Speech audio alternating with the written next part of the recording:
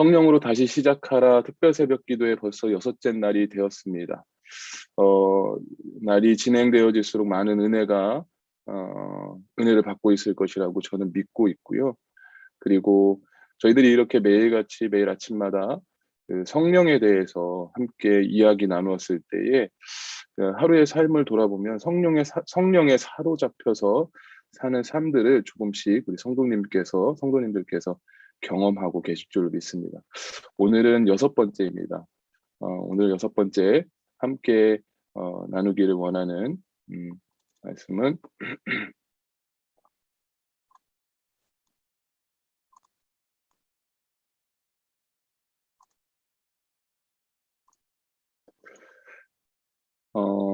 성령으로 다시 시작하라.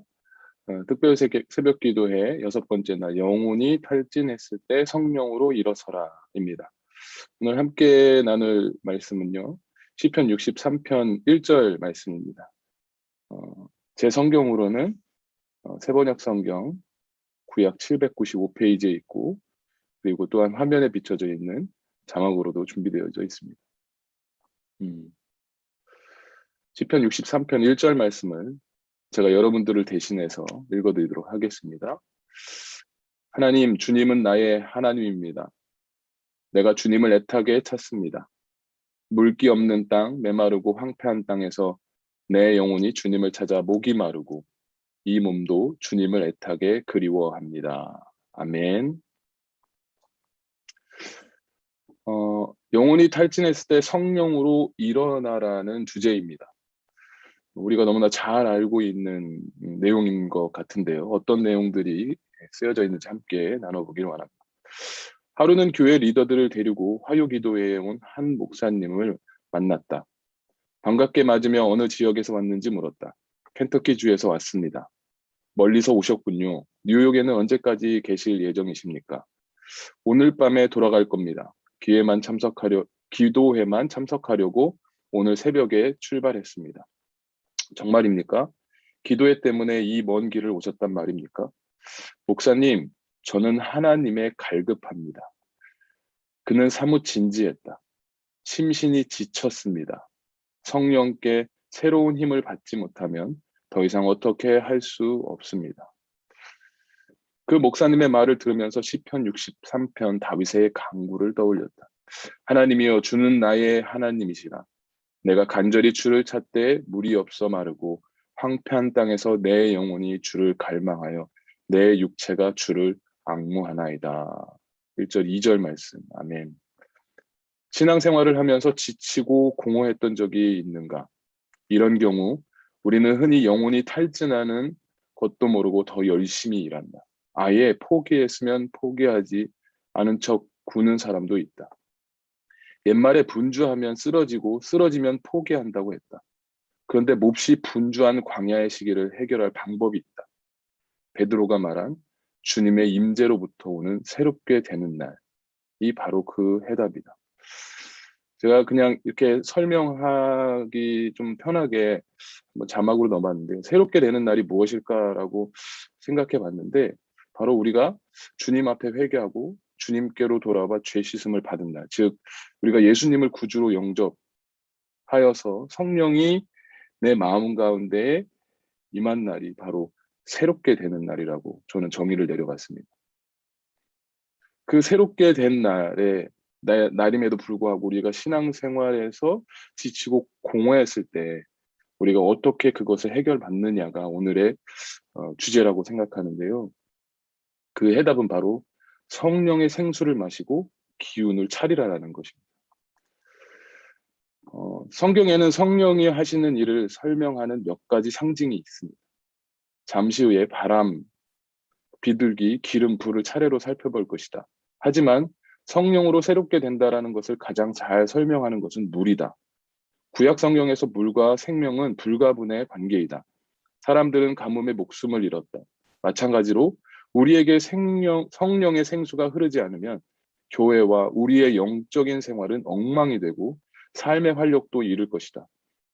모아비 사막에서처럼 물이 없는 곳에는 생명도 성장도 결실도 없다. 교회에 꾸준히 나가고 교리는 흠잡을 때가 없을지라도 성령이 없으면 우리는 마르고 시든다. 예수님은 생명이 성령으로부터 온다라는 것을 공공연하게 이루셨다. 명절 끝날 곧 큰 날에 예수께서 서서 외쳐 이르시되 누구든지 목마르거든 내게로 와서 마시라. 나를 믿는 자는 성경의 이름과 같이 그 배에서 생수의 강이 흘러나오니라 하시니라. 요한복음 7장 37절 38절 말씀. 아멘.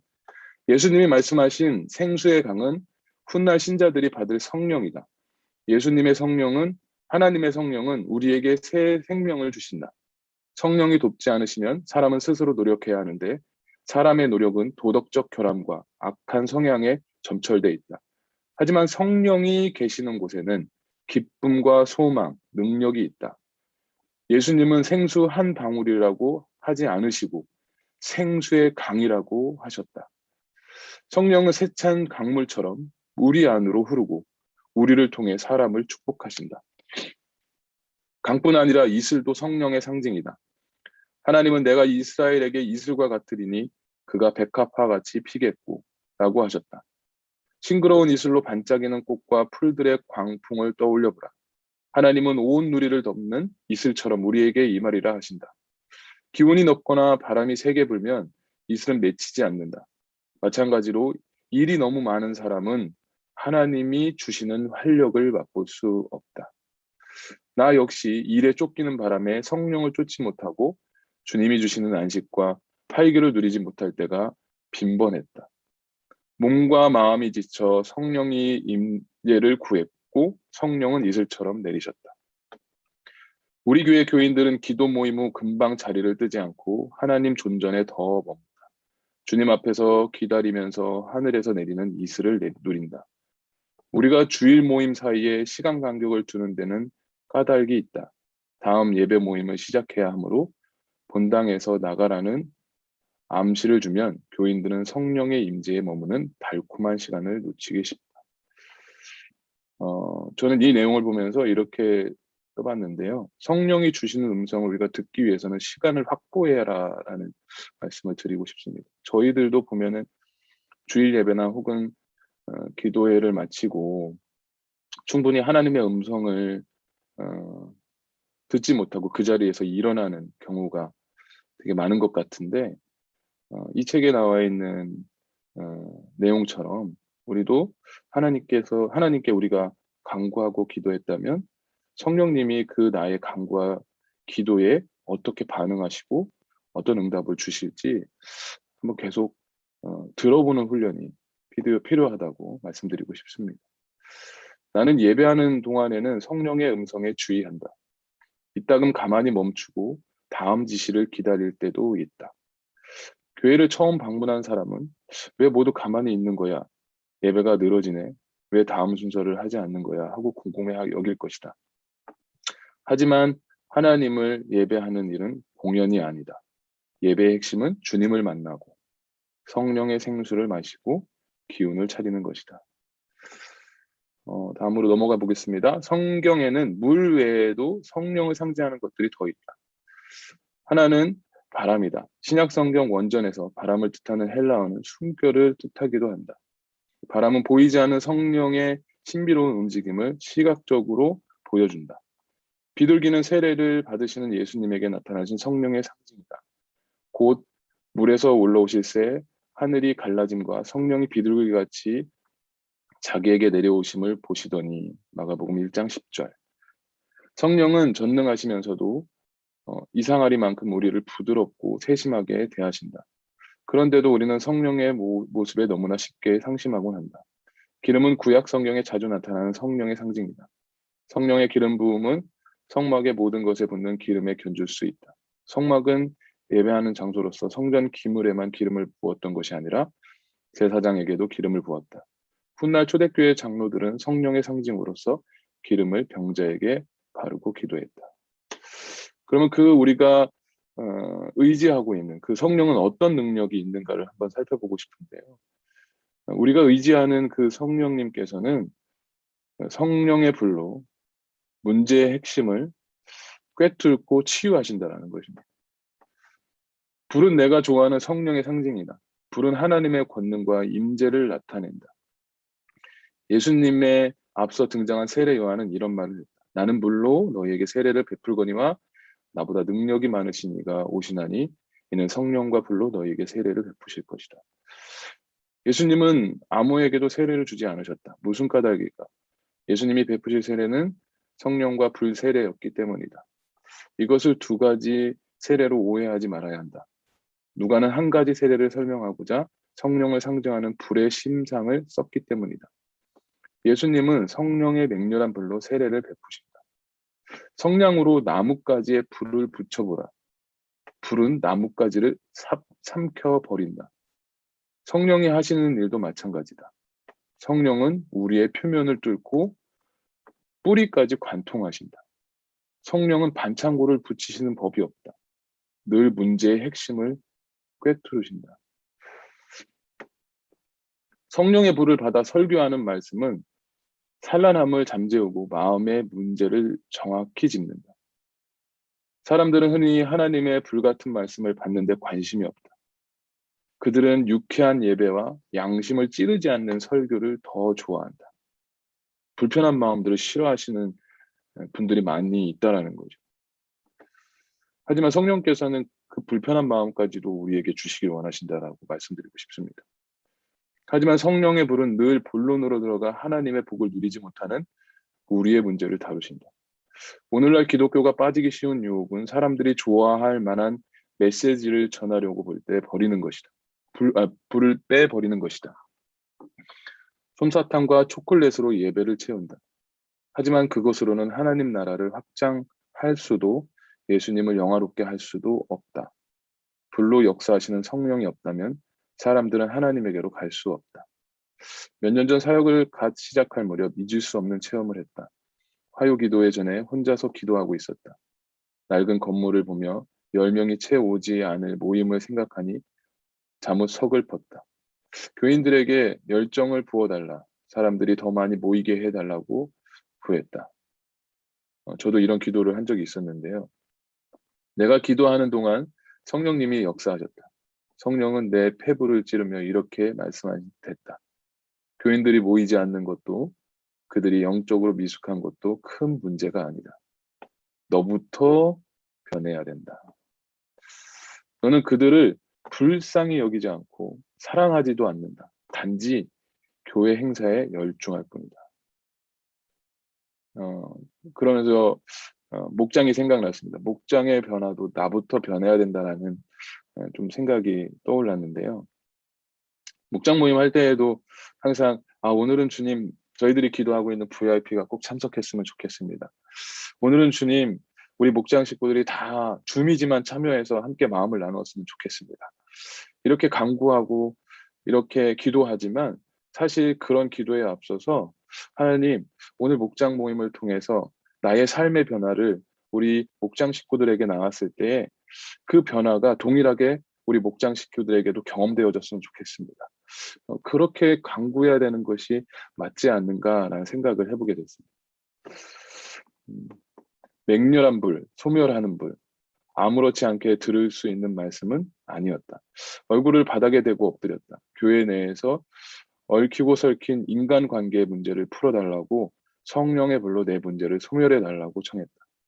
성령님이 다스리시는 사람은 피상적인 변명과 남을 탓하는 비열한 짓 따위는 하지 않는다. 성령의 불이 모든 거짓을 불태우고 우리를 진리로 인도하시기 때문이다. 선지자 말라기가 말했다. 하나님이 은을 연단하여 깨끗하게 하는 자같이 앉아서 레위 자손을 깨끗하게 하되 금은같이 그들을 연단하리라. 말라기 3장 3절 말씀에 기록된 말씀인데요. 성령님은 금을 연단하는 불처럼 우리의 마음을 살피신다. 순수한 불이 온갖 더러운 것과 찢기를 없애듯이 성령은 우리의 생에서 불결한 것을 불태우신다. 사람들은 쓸모없는 것을 없애고 싶을 때면 장작에 불을 피워 보기 싫은 물건들을 던져 넣는다. 온갖 가치 없는 것들의 불에 타 없어진다. 우리에게 필요한 것은 성령의 순수한 불이다. 금은 보석같이 순결하고 거룩한 것들은 그대로 남는다. 보화는 불에 연단되는 것이다. 하지만 교회와 우리의 나무와 풀 잡동사니는 모두 사라진다. 성령의 불은 한 사람만 태우고 그치지 않고 주위로 번진다. 이래서 내가 성령을 사랑한다. 하나님의 사랑으로 불타는 사람이 있으면 그 불은 곧 주위 사람으로 옮겨 붙는다. 이 대목은 있는데 지난 수요 기도회 때 우리 신명철 선교사님 맞나요? 아제르바이잔 선교사님. 제가 처음 우리 선교사님을 줌으로 뵀었는데 사진의 선교사님의 모습과 줌에서 비춰진 선교사님의 모습이 정말 다르더라고요. 그래서 저희 아내와 이렇게 나누는데 성령의 이렇게 은혜를 받고 성령에 사로잡혀 있는 분들의 모습이 저런 분의 모습으로 변화되는 것이 아닐까. 누가 봐도 참 인상과 그리고 그런 그분의 그런 마음이 느껴진다고나 할까요? 좀 우리도 그런 좀 성도가 좀 되기를 간절히 바라고 저 또한 그런 기도를 해보게 됐습니다. 그들은 말씀을 사모하고 기도에 전념한다. 누가 억지로 시켜서 하는 일이 아니다. 활활 번지는 불처럼 자연스럽게 일어난다. 성령의 불을 사모하는 사람들이 점점 더 늘고 있다. 그들은 교회와 목회자를 사랑한다. 그들은 거듭난 그리스도인이지만 뭔가 놓친 것이 있음을 알고 있다.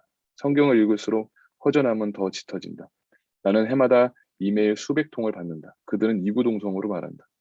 저는 불이 필요합니다. 우리의 고백이 되기를 바랍니다. 물론 늘 불이라는 말을 쓰는 것이 아니지만 그들이 말하고자 하는 것이 불이었다. 그들은 스스로의 신앙생활에 만족하지 않는다. 교회를 향한 하나님의 계획이 훨씬 더 크다라는 것도 알고 있다. 몇몇은 교육관, 체육관, 훌륭한 예배팀, 첨단 시청각 시설 등 자기 교회가 갖출 것은 다 갖추고 있다고 했다. 목사는 인품이 훌륭한데도 주님을 쫓아 성장하는 교인은 드물다. 그리스도인 부모 밑에서 자란 자녀들도 고등학교를 졸업하면 하나님을 등진다.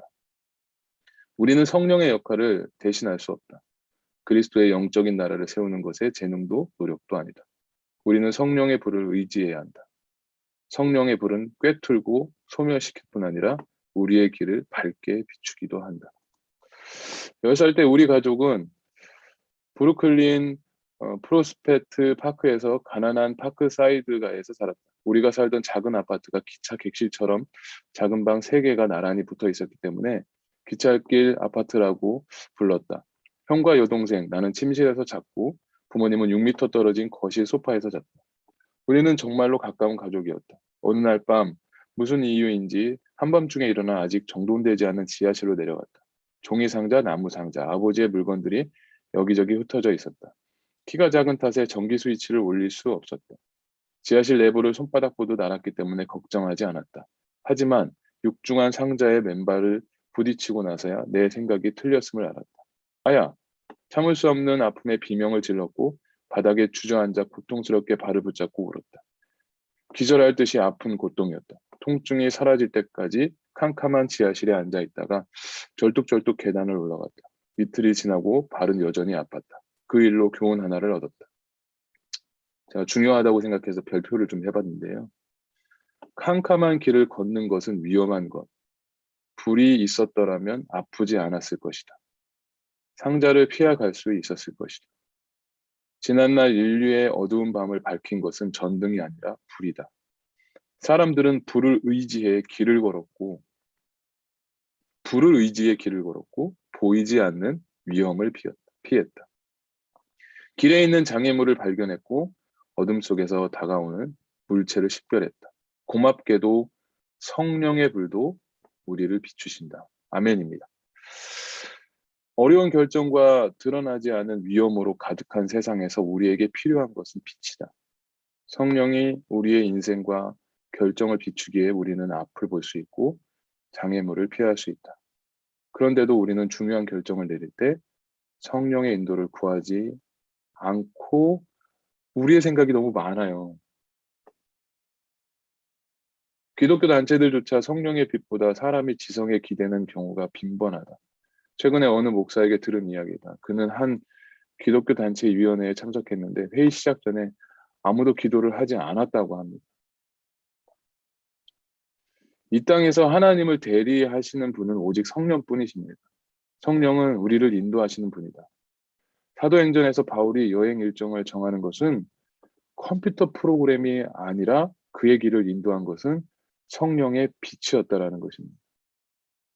사실 성령은 바울이 가고자 하는 길을 막으셨다. 그곳 사람들이 복음을 들을 필요가 없었기 때문이 아니라 하나님이 계획하신 바가 따로 있었기 때문이었다. 바울은 성령의 지시를 따랐다. 바울은 데살로니가 교우들에게 말했다. 성령의 불을 소멸하지 말며. 놀랍게도 성령은 하나님이신데도 신자들은 성령의 사역을 방해하고 그분의 거룩한 불을 소멸할 수 있다. 하나님은 뜻하신 것을 모두 행하신다라는 것은 잘못된 믿음이다.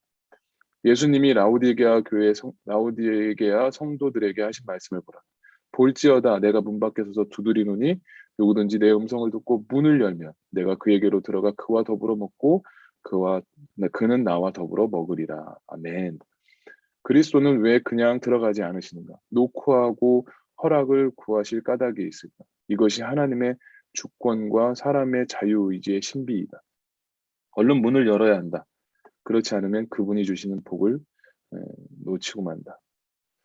바울은 디모데에게 불씨를 꺼뜨리지 말라고 당부했다. 우리도 마땅히 그래야 한다. 몇몇 사람의 불씨는 희미하게 사그라진다. 우리는 다시 활활 불타올라야 한다. 돈도 설비도 재능도 교육도 새로운 성경 번역도 모두 하나님의 고마운 선물이다. 하지만 우리에게 가장 필요한 것은 여전히 더 많은 불이다. 교회와 인생을 변화시키는 성령의 불이 필요하다. 성령의 불은 교회와 우리를 통해 마을과 도시로 번지고 결국 그리스도로 영화롭게 한다. 이것이 우리가 간절한 기도다. 하나님 불을 내려주세요. 불태우고 꿰뚫고 변화시키고 개혁하고 비춰주세요. 그리스도의 이름으로 기다리니 약속하신 성령을 보내주신다.